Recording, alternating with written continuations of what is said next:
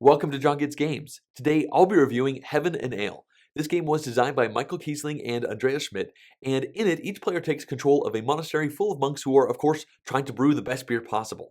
They're going to do this by making sure they have enough money to get all of the best ingredients to put into that beer. There are a lot of things going on in this game, several twists on some familiar mechanics. So first I'll show you how the game plays, and then I'll jump into my review.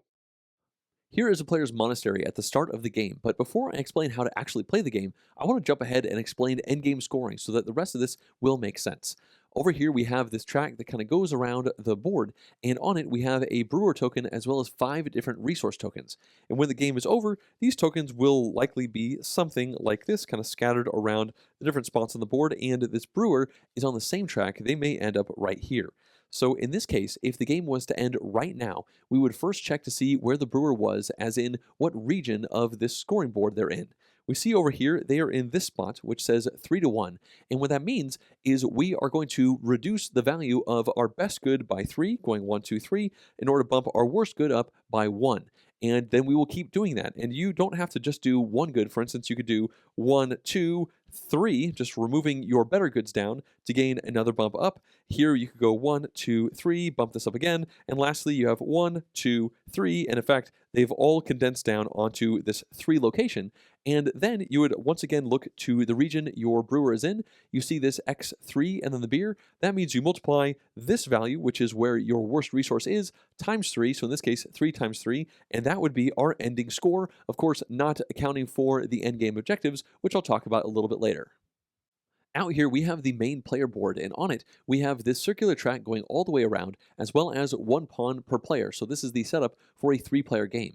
And we are the red player, so this 1 right here with our pawn means we get to go first. And for our action, we simply go as far as we want to clockwise around this path, and then stop on a spot and evaluate it. But we need to keep in mind that on future turns, we can only go clockwise. We can never actually go backwards, so we don't want to skip over too many things. And the only restriction really for where you go down is it has to be on a spot where you can activate something. There can even be an opponent's piece there as long as there's something to do there. So in this case, maybe we would skip over this first spot with the 1 of water and jump here with the 4 of hops, and then we of course have to pick it up because we have to do an action where we stop. Next up, we come back to our personal monastery, and we have to put this down into one of the empty spots in our growing areas. And we essentially have a hill here, with this side being the sunny side, and this side being the shady side. And it depends where we want to put this as to how much money it'll cost. If we want to put this 4 down in any of these shady locations, it will simply cost 1 money for each number on that tile. So in this case, it's a 4, so that would cost us 4 money, and you'll notice that we start the game with 25 money. But if instead we wanted to put this over here in the sunny side, it's going to cost twice this value in order to place the tile down, so that would cost 8. At the beginning of the game, that is probably not a great idea, so let's just go ahead and say we put the 4 down here, and we've spent our 5 money and got 1 and change. At this point, our turn is now over, and play goes to the next player in clockwise order. In this case, it might be the blue player, for instance, and now they get to do the same thing. And they might want to go cheap. They just go here and take this 1, and they put it down into either the sunny or the shady side. If it's sunny, it just costs 2 money, so definitely cheaper to get this 1 into the sunny side. And then the yellow player may go, and they may jump all the way ahead and take something like this 5 of barley. Since we're playing in clockwise order, that means it is once again our turn, and we might want to go all the way up here and maybe take this monk. Now, we're going to go ahead and place this monk down into our monastery just like one of these resource hexes. And you'll note that the cost to play this monk is printed on the board where that token actually was, not on the token itself, so this one would be 3. The placement rules for monks is identical to the resources, so we could put it down right there. We know the cost of this was 3, so we could go ahead and get rid of 3 money and then move on. And then, of course, if we were to put the monk into the sunny side, that would have cost us 6 money instead. Coming back to the board, it's worth pointing out that there are 4 of these locations on the map where you can actually pick up these monks, and the price decreases the farther along the map you go. This last one costs just 1, and you'll notice that there can be duplicates of these monks, although they are pulled out randomly. And at this point, I've explained 2 out of the 4 different types of spaces, so the next one are these purple spots with these purple tokens. Now, every time you go onto one of these locations, you will activate it, you'll pull that token off, and you will evaluate the type of scoring that is on that spot. In the first spots, you'll see A, B, and C, and those are specific types of scorings. And the last three say A/B/C, which means when you take one of these, you could pick any of these you choose to. So let's go ahead and take this one, and I'm going to cheat a bit and add a few more hexes onto our area to show how it works. Let's go ahead and start explaining scorings first with the C scoring because that's where our pawn is. And if you look closely, you'll see one of each of the 5 different types of terrain and then the scoring marker. Now that icon is used to show us how we are restricted in evaluating the different scorings. There are 10 of them total listed on the right-hand side of all of our player boards, and this means that we only have the option of doing these 5 right here, which are associated with the 5 different types of resources. So in this case, we could activate wood, yeast, hops, water, or barley, but the one that would probably make the most sense in our current status is to go over here and trigger the hops right here. That means we are going to activate every one of the hops hexes on the sunny and shady side of our hill. And so we can look out here and we can start with the shady side. We see we have a 4 and a 1. And if we look down here, we see that we're actually going to go ahead and sell these things to the local town and make money for them at a rate of 1 to 1. So that's 5 total hops. That's going to make us 5 money, which means both of these have effectively paid for themselves because it costs us 5 money to place these down. And now we're going to go ahead over here and look to the sunny side of the hill. We see we have this one hops right here with a 3 on it. And if we look down here, we see this little cylinder that is moving. That means this is the good hops. We're actually going to use these hops to make our beer. And so we're going to find our hops marker and we're going to move it 1, 2, 3 spaces forward, showing that we've actually gone ahead and stored that hops to make the beer for ourselves, as opposed to selling the worst hops to the town. Once we have gone ahead and evaluated every one of our hops, then we are done with the scoring. We leave this token here, which shows that we will not be able to do another hop scoring for the rest of the game, and we can go ahead and move on. So now let's talk about the next type of scoring. And that would be the one associated with the letter B, and this is monk scoring. You see the 4 different types of monks on this spot. When we once again come down to our player board, we can see that the bottom 4 scorings are those 4 different monks. So this is how we are restricted. We could go ahead and take this token, put it down right there, which means we are going to trigger all of the white monks that are out on our area. So whenever you trigger a monk, they are going to activate every single tile that is adjacent to them. So what that means is we could trigger this white monk right here who activates this 4 of wood and this 2 of barley. But since both of them are on the shady side, that just means we're going to make 4 plus 2 or 6 money immediately, which is certainly a nice thing to have.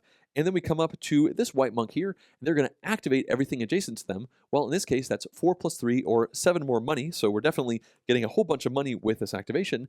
They are also adjacent to this 3 of hops, which means we go 1, 2, 3 with that token. And you'll notice that they are adjacent to this pink monk right here.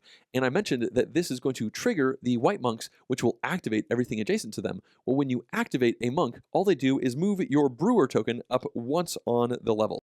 So it's only a triggered monk that activates everything around itself. At this point, there's just one more type of scoring that we can do, and that is the A scoring. And if you look over here, you see all of the different types, and then a big X in the middle. What this means is when we come back to our board, we have to activate just this top spot. In fact, you can only do an A activation once per game.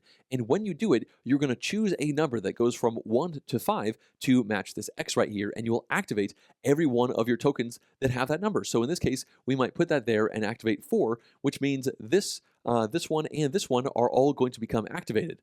These 2 are going to generate for us 8 money right away, and then this 4 of the yeast is going to make us go 1, 2, 3, 4 up on the track. Now that you know how all of the different scorings work, you may be asking, why are they in these 5 different pairs? And that's because the moment you score both of the spots in a pair, you immediately get to activate one of these 5 privilege cards that every player has. They all have the same type, and you simply take it and you put it down onto the board and immediately evaluate what it has. Some of them are simple, like this one just generates you 12 money. This one moves your brewer. A couple of these actually give you more resources, and this one's going to give you more points for the objectives that you complete at the end of the game. So you're definitely incentivized to try and make up these privilege pairs. It is also worth noting that any of these privilege cards that you have in your hand that you've not played can be discarded at any point in time to immediately take 3 money from the stock, although obviously you won't be able to score that privilege for the rest of the game because it is now out of your area. Okay, now that we're totally done talking about these scorings, the next thing I like to explain are these 7 different shed spots that are on your board. Now, you'll notice you can put these monks and these tokens down into any of the empty slots, but never on to these shed slots. And these get activated the moment they get completely enclosed by tokens. So if, for instance, we put this water 5 down right there, then immediately we would score this shed. And the first thing you do is you count up all of the value of the numbers that are surrounding that shed. In the case of the monks, they count as 0. So in this case, we have, let's see, 5 plus 4 plus 4 plus 3 plus 3, which ends up being a total shed score of 19. And now we go over to this little spot on our player board and we find which spot it falls into.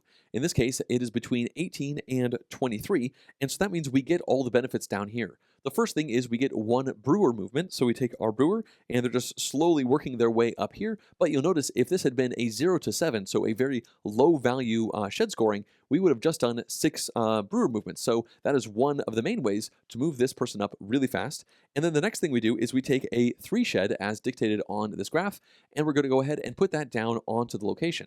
Now you'll notice that there are these little white arrows on that shed token, and they point in 3 of the different directions. And what this means is we now get to activate 3 of the tiles that are adjacent to the shed, but they cannot be adjacent to each other. They must be in this specific orientation. So that means that we could go ahead and activate this 3 of hops, this 4 of yeast, and this 3 of barley here, or instead we could activate this set instead. So I think getting resources is good, so we would probably do this, getting ourselves 1, 2, 3 more barley, and then 1, 2, 3, 4 yeast, and $3 is certainly a nice thing to have from the bank.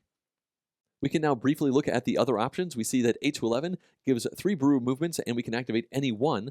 The 12 to 17 gives us 1 brewer movement, and we can activate 2 that are across from each other. And then the final one is 24 or more, just allows us to activate any 4 of the adjacent tokens, but we get no brewer movements with this large shed.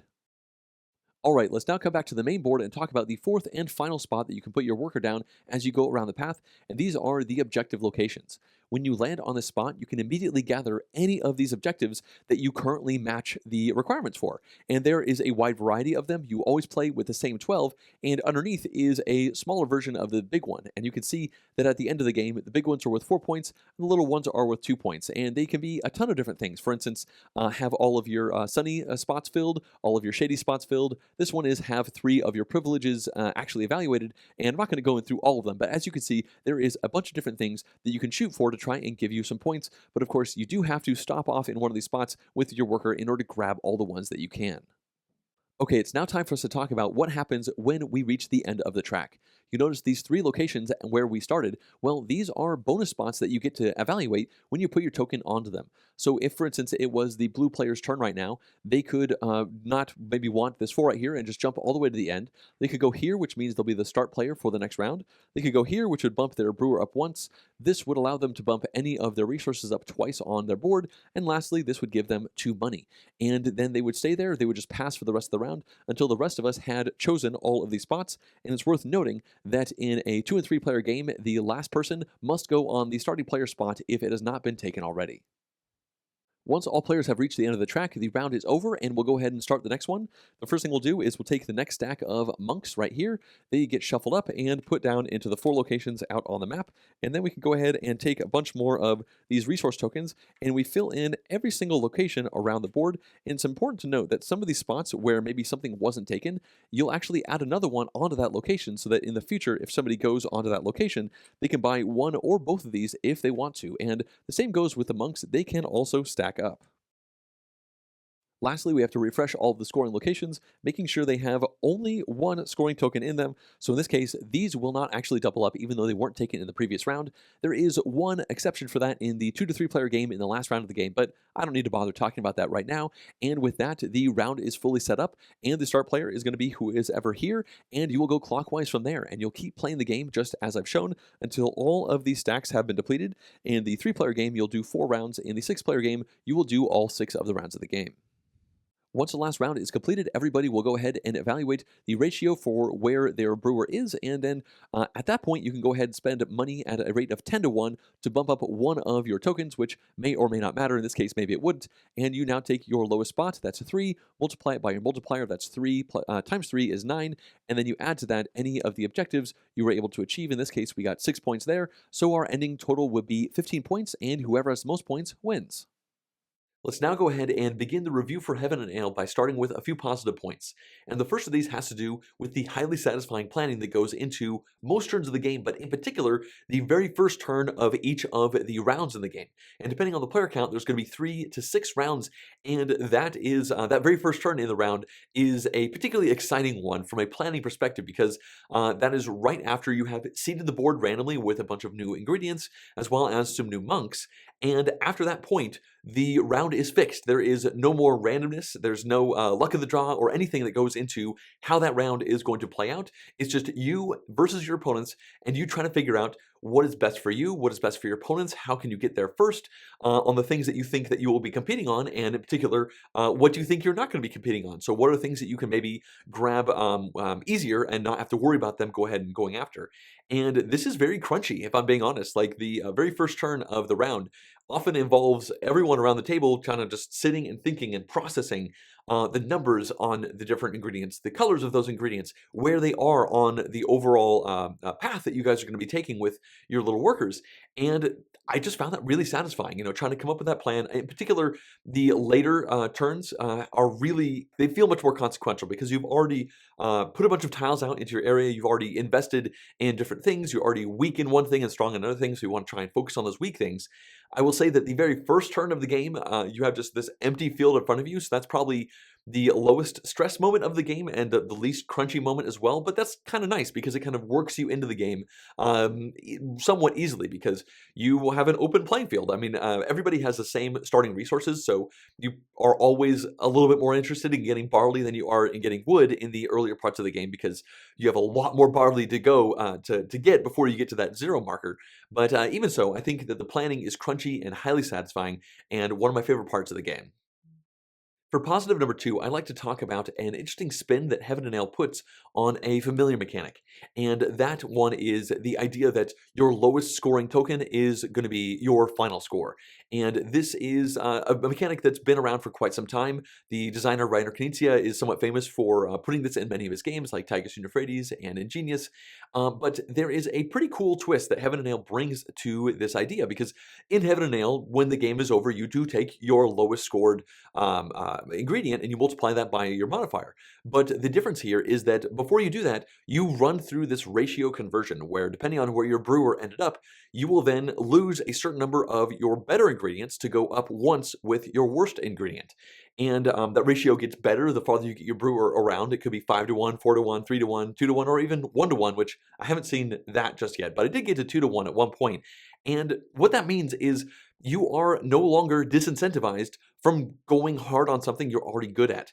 And that is that's kind of a fundamental aspect to other games that have this mechanic. Like, if you're really far behind on red and you're great at blue, then it'd be stupid to bump your blue up anymore because you have to move your red. Any more blue doesn't matter. But in Heaven and Ale, more blue does matter. It's not quite as good as bumping up that red, but if you do 2 bumps on blue and you're at the 2 to 1 ratio, that's as good as bumping up your red once.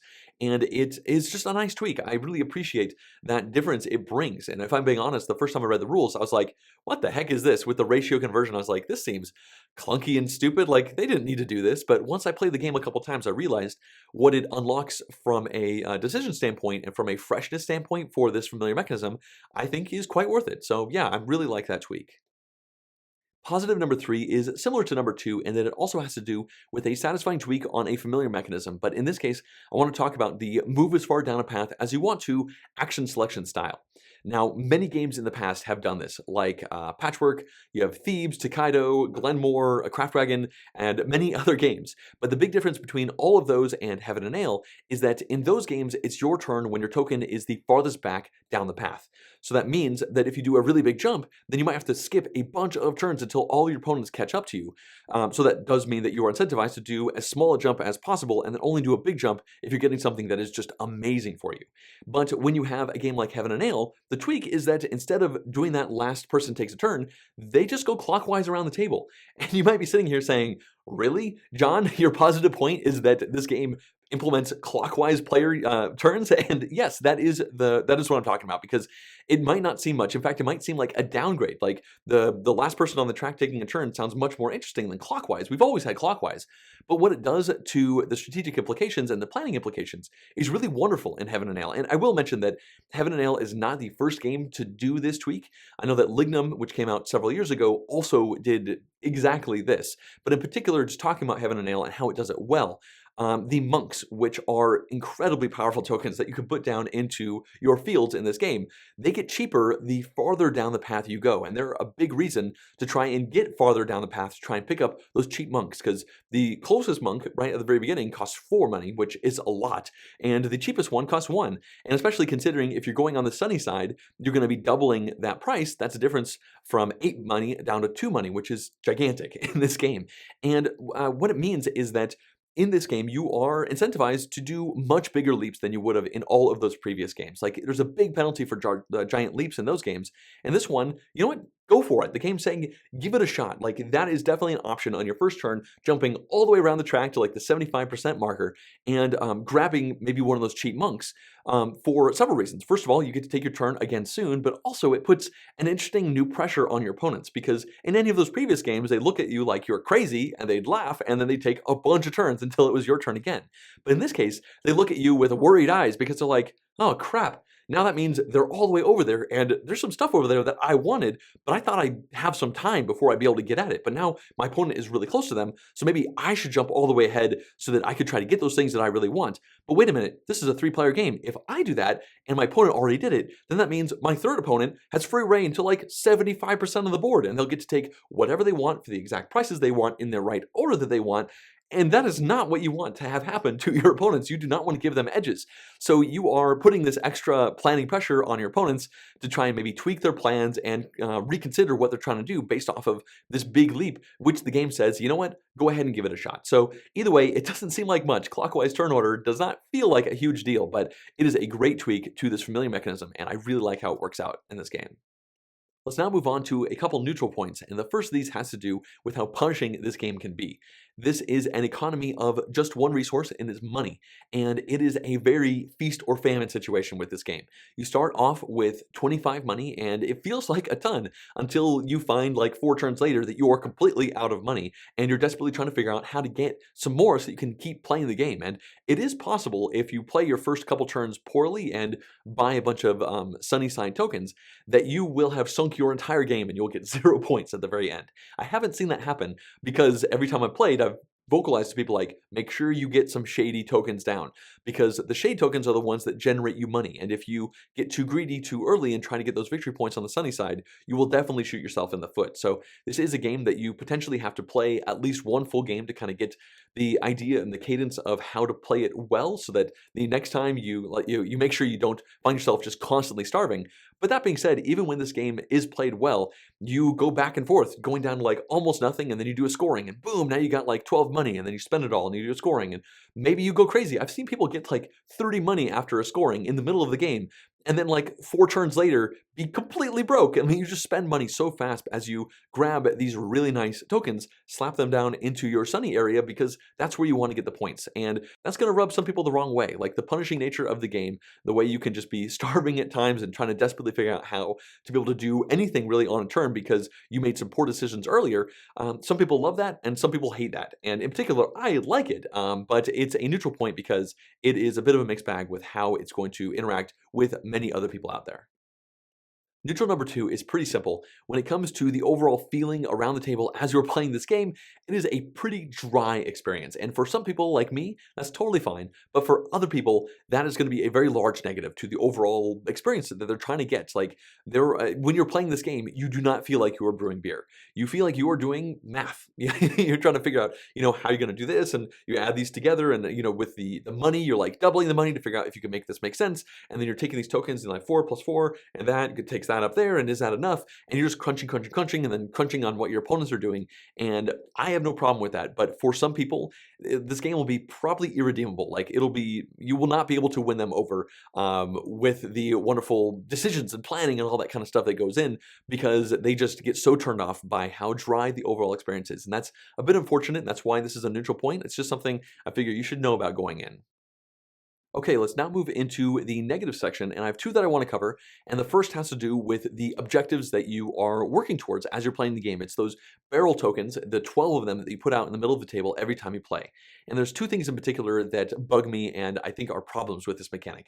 The first is that you always play with all 12 of them, so there's no variability from game to game as far as what objectives you're trying to go for. They're all available all the time, and 12 just feels like a lot. Like with 12, means some people can go for these and some people go for those. It doesn't feel like you are super competing on many of them. There are a couple that in general everybody competes on, but I just feel like there's too many, and I wish that some were restricted so that from game to game you would have different things to go after.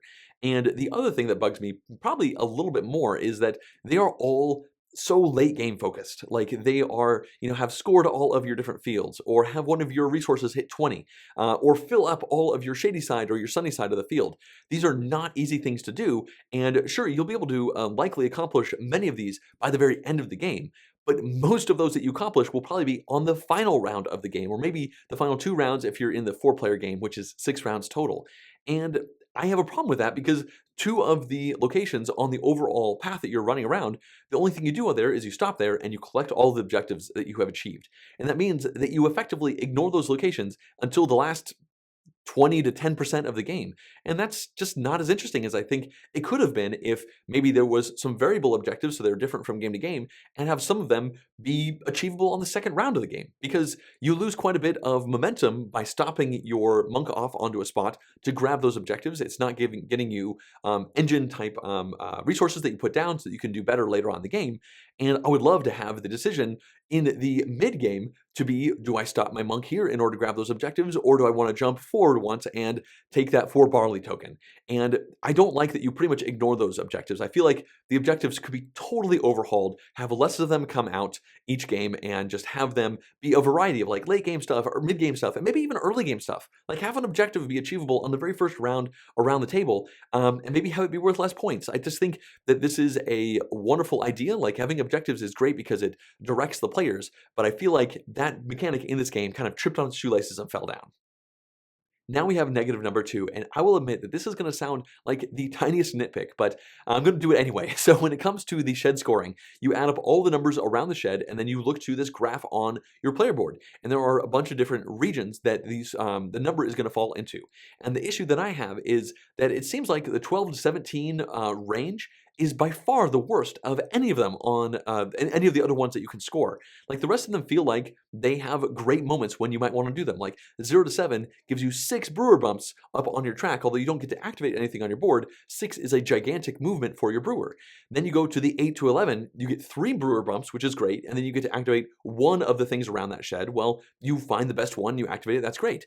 But then you get to 12 to 17, and you now get to activate 2 things around your shed. They have to be opposite each other, and your brewer only moves once. And when you go above that from the 18 to 23, your brewer also moves once, but now you get to activate 3 of them.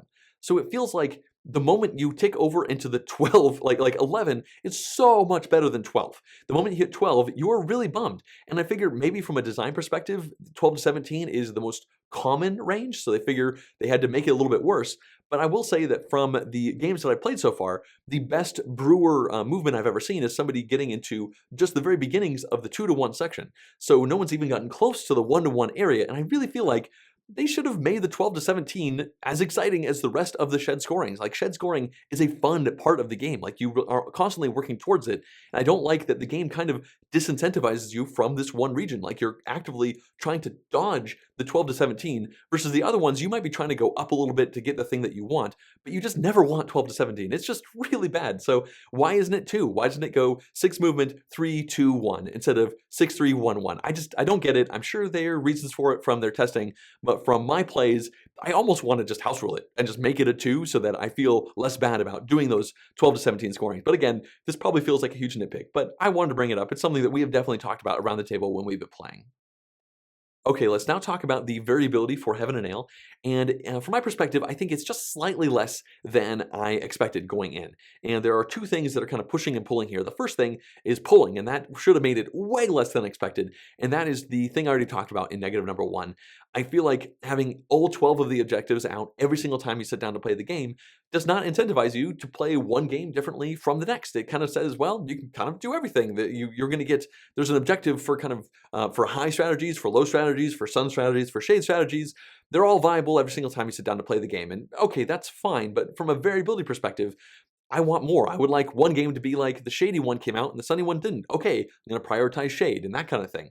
But the reason that I'm not saying this is way less than expected, just a little less than expected, is because I have noticed that every time I've sat down to play the game, I have evolved into a different strategy based off of the options that have been presented towards me. Like the order in which the ingredients are randomly dispersed out on the path are going to change things. You know, I don't sit down and say, I'm going to try to do a high value game today. I sit down and I'm like, oh, a really good move for me is to take this 5. And the next turn I'm like, oh, there's a 5 over there. Oh, I'll get that one. That's a pretty good move for me. And then the next turn I'm like, well, I have 2 5s already. I should get another 5 because I can do that X scoring and get a whole bunch of stuff. And before I know it, I have 6 5s around my table, and I have barely filled in anything, but I have this really high value strategy. And the next time I sit down to play, maybe I fill in every single spot on my board with all this low value stuff, and my brewer goes really far. So the game does push and pull you in different ways to play differently from each time you sit down to play the game. I just wish that the objectives had been tweaked so that the variability would be quite high as opposed to being not quite where I had hoped it would be. When it comes to player count, Heaven and Ale supports 2 to 4 players, and I've played all of those player counts, and my feeling is that the 2-player game it's okay, the 3-player game is great, and the 4-player game is the best way to play this game. And this game does a couple funky things when it comes to player count, different than I would normally expect. So in general, with board games, they try to scale for a certain time frame that you're going to be playing. Like if it's a 4-player game, you play less rounds so that it takes about the same amount of time as a 2-player game. But in Heaven and Ale, it's the inverse. In a 2-player game, you do 3 rounds. In a 3-player game, you do 4 rounds. And in a 4-player game, you do 6 rounds. And so that's a lot of extra rounds that you're doing. And I get the idea of it, because in a 2-player game, there's just one opponent who's going to be gathering these different tokens, and you don't remove any of the tokens from the path. So that's a whole bunch of different actions that you can do, and I haven't mapped it out, but it wouldn't surprise me if in a 2-player game you do a similar-ish number of actions to a 4-player game, because in that 4-player game, there's all those opponents who are just eating up all those different tokens. But the difference is that, well, there's just a lot more thinking that goes into play when you have 6 rounds versus 3. Like that's 6 different plans that you're making as opposed to 3 different plans. And I found that the 2-player game was like 40-ish minutes long. The 3-player game was a little over an hour, and the 4-player game was close to 2 hours. And part of that may be just analysis paralysis and the players that I was playing around the table, but there is a lot of stuff to think about. There's a lot of planning, a lot of crunching to do. And so normally, given all this data, I would say that 3-player is the best way to play the game. But I feel like 4-player game is the full game, like the way it comes in the box, in particular because of those objectives. In the 3-player game, that's just one less person who is going to be vying for you, trying to compete for grabbing some of those objectives. With 12 different objectives to go for, that's a huge variety. In the 3-player game that I played, I picked up 6 of them, and only 2 of them my opponents were competing with me for. Like 4 of them, I was just completely uncontested. I got them with no problem, and I think in a 4-player game, it would have been much more likely that somebody would have been trying to contest some of those and pulled some of those points away from me. So yeah, I think that it's fine at all these player counts, and 3 was quite good. But I remember after doing those 4 rounds in the 3-player game, I kind of felt like, yeah, it just, when you do 6 rounds, it just felt like a more complete version of the game, even though it might have been a similar number of turns. But either way, I would definitely play all those player counts. Again, 2 was fine. I mean, you definitely get the fun Heaven and Ale experience at a much smaller time frame. But I will also say from a planning perspective, it's a little less interesting because it's just one person and one action between every single one of the picks that you do around the map. And so it's a little less punishing, which is going to be good for some people, but not necessarily something that I gravitate towards. In conclusion, I've played Heaven and Ale 3 times at this point, and it has honestly surprised me. I've really enjoyed playing this game, and I went into it with some pretty low expectations. I picked this one up as a review copy at Essen Spiel last year, and I heard that it was a move down a path as far as you want type game, and I do like that. But then I also heard some whispering about this weird clunky scoring at the end, and that kind of turned me off a little bit, so then I ended up sitting down reading the rules. And I remember feeling like, okay, that's straightforward. Okay, that's straightforward. That makes sense. That makes sense. And then I got to the very end with the ratio conversion and then multiplying that by a modifier based off where your brewer got to. And I remember sitting there and thinking, what the heck? This is stupid. Like, why would they design the game like that? Like, that just seems so dumb. And that disincentivized me from playing the game. And honestly, it took another good month and a half before I got it played. And once I finally did sit down and be like, you know what? I've got to try this game. Lots of people are talking about it. Lots of people are enjoying it. I should see if it's as bad as it seems on paper. And I played that first game and I was like, whoa, actually, that was really cool. And then I played a second game like 3 days later and I was like, whoa, no, this is really cool. And I got a third play in like just a couple days after that. And I don't usually play a game 3 times within a 7-day or so time frame, but that did happen with this one. And every single time I played this one, I loved the decisions that I was making. I loved the planning that I was doing. And I grew to love that weird scoring that happens at the end of the game because of how it kind of tweaks this kind of familiar scoring style of having the lowest thing be the thing that scores for you. Like, I liked that if I'm going heavy on water, for instance, the game doesn't hit me with a stick for taking more water. Like, I may as well. Like, I'm denying water from my opponents. I already have a bunch of water down on here. In fact, if I peg out, I'll get even more money for hitting that 20, and then every time I hit it again, I get more money, and money is definitely a good thing to have around. I just was really surprised by how much I enjoyed this game, even though it's a relatively dry experience. Just the way everything came together worked so well, and I will say as a caveat that I have not lost this game yet. And in fact, the last 2 games that I played, I blew my opponents out of the water, like almost doubling their score in the 4-player game and actually doubling their score in the 3-player game that I played. So I have to admit that maybe that's part of the reason I enjoyed this game so much. Like, winning is fun, but at the same time, the actual process of playing. And in that 3-player game, I honestly was not convinced that I was going to win in the middle part of the game, but I was still really enjoying the decisions I was making and the plans I was making and the tension of trying to figure out, you know, how much can I push my luck? Can I go ahead and grab this thing right next to me and that monk will still be available on my next turn? How likely is this person to take it? How likely is that person to take it? And you're just constantly crunching. What are my opponents going to do? What are they going to get in my way? Are they not going to get in my way? When they go ahead and do that thing that I desperately wanted, you like throw your hands up. You're like, no, that was what I wanted to do. How could, man, there went everything. But usually when I say that, every person in front of me is like, no, dude, I would have done that too. And it's like, okay, well, I was never going to get access to that. I guess I obviously misplanned that one. Time to come up with a new plan. And I do enjoy the planning when it comes into this game. And I just really feel like the big problem with this game is the objectives. I really, really, really wish the objectives had been designed differently so that they would have injected much more variability into each play of the game, and in particular, to actually have achieving objectives in the middle part of the game be a viable thing. I just really hate how they're all endgame objectives. Like, at this point, I almost feel like they should just be endgame scoring. Like, why even bother having the spaces on the map if you only ever go into them in the very last round or maybe the second to last round? It feels like a bit of a trip up and an overall very enjoyable gaming experience. Way more fun than I was expecting going in. And I'm not sure how many more times I'm going to play it, if I'm being honest. Like, the variability is a potential issue. I do think I'm going to play it again because I'm pretty high on it right now and I've really enjoyed the plays. Maybe next time I sit down to play it, I'll just get smoked and I'll be like, okay, cool. It was just a fluke for those first couple of games I played. But either way, I do recommend this game. It is much more than the sum of its parts from what I have been able to see. It's been a highly enjoyable experience and definitely one that feels different than your average game. Like, it does not feel like, oh, I'm sitting down to play a worker placement game, or oh, I'm going to sit down to play a set collection game. I feel like I'm sitting down to play a game that feels new and different, and that's not always a good thing. Like, not everybody's going to enjoy that, but I certainly have. As always, I'd like to thank everyone who's been supporting my channel through Patreon, including all of these producer-level pledges. If you too would like to directly support the channel, you could do so at patreon.com/JonGetsGames, and I'd really appreciate it. Also, if you'd like to see more in-depth board game reviews like this one, as well as full game playthroughs and vlogs, please subscribe to the channel. Thanks for watching.